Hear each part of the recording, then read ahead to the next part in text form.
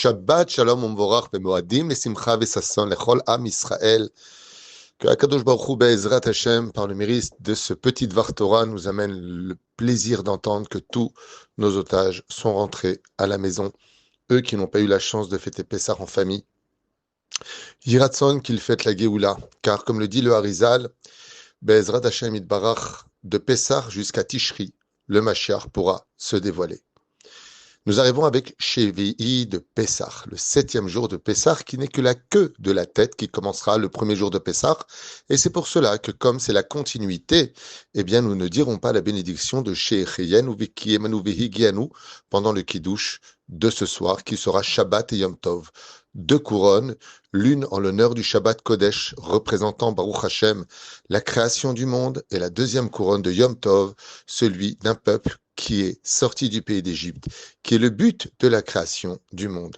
Am Segula, les Akadosh Baruch Hu, un peuple de remède, un peuple de diffusion, un peuple de lumière pour les nations du monde. Shvi de Pessah se détermine essentiellement par la mer Rouge.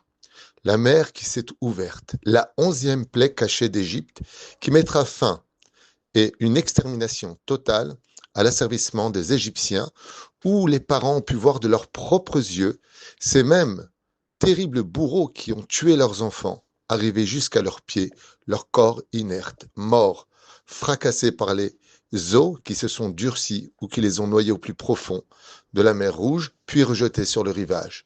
Mais c'est aussi de l'autre côté tout l'or d'Égypte qui arriva au pied qu'on appelle Bizatayam.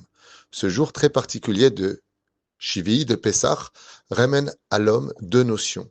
La première, c'est que Israël verra tôt ou tard tous les ennemis, toutes les injustices, toutes les fausses informations, les médias tronqués, cette haine, cet antisémite, tout le monde le paiera.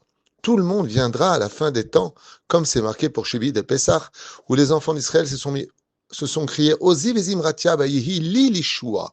Oui, le Créateur du monde nous dit maintenant vient pour moi le moment de la Yeshua, la vérité éclate enfin sur terre sur l'identité, la nation d'Israël, ce peuple si merveilleux, tellement critiqué, tellement exterminé au fur et à mesure des générations qui verront à leurs pieds venir enfin Be'ezrat Hashem, la justice de Dieu. De l'autre côté, ce qu'il y a de très sympathique, c'est de comprendre pourquoi la première fête de Pessah, c'est-à-dire le premier jour de Pessah, commence avec de l'eau amère, qui n'est pas sur le seder de Pessah. On le met de côté. Puis on prendra le céleri, qu'on coupera en moins de kazaït, si vous vous rappelez bien, et puis ensuite on le trempe dans l'eau salée.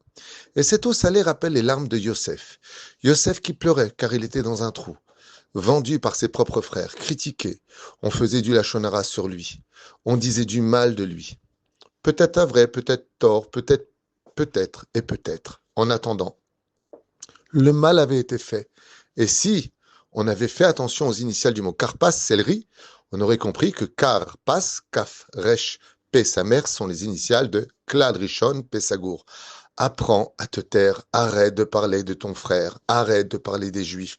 Si tu vois quelqu'un de défectueux, si tu vois quelqu'un même de malade psychologiquement, parce qu'il n'arrête pas d'être méchant, parce que son cœur est fermé, prie pour lui et passe ton chemin.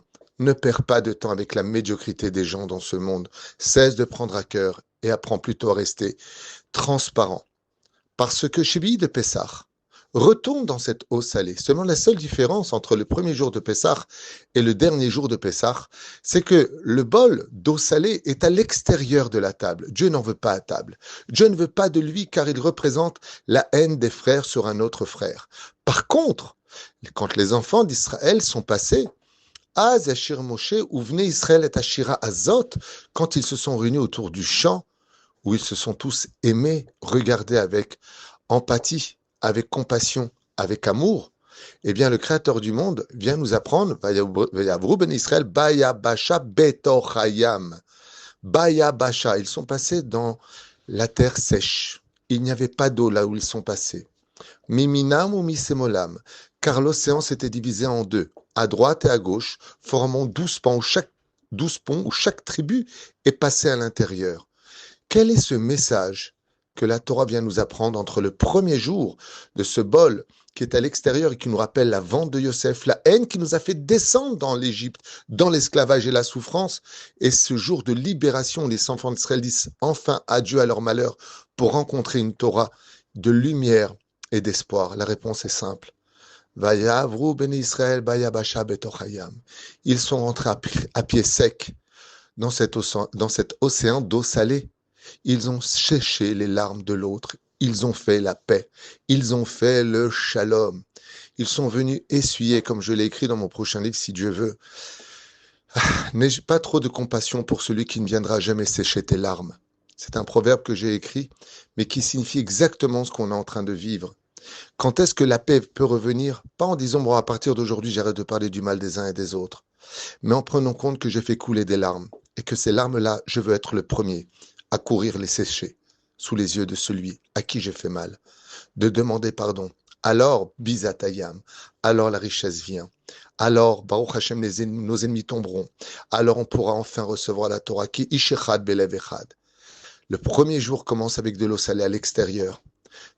Car tant qu'on se fera du mal et qu'on versera les larmes de nos conjoints, de nos enfants, de notre famille, de notre vie, on n'aura aucun espoir de voir l'océan s'ouvrir devant nous.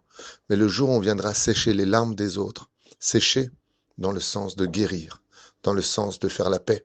Alors, Be'ezrat Hashem, on sera digne de vivre des miracles incommensurables, pas moins importants qu'un océan qui s'ouvrira devant nous pour marier nos enfants, pour une bonne parnassa, pour une bonne santé, et tout ce qui s'ensuit. Parce que Dieu nous aime plus que tout le monde. Alors comment se fait-il qu'on souffre autant? Mais la réponse, c'est qu'on n'est pas encore au rendez-vous. On n'a toujours pas de problème de verser des larmes de sang chez les autres. On n'a toujours pas de problème de donner notre dos à celui qui est face à nous, alors qu'il nous demandait simplement un sourire. Shabbat Shalom, Umvorach.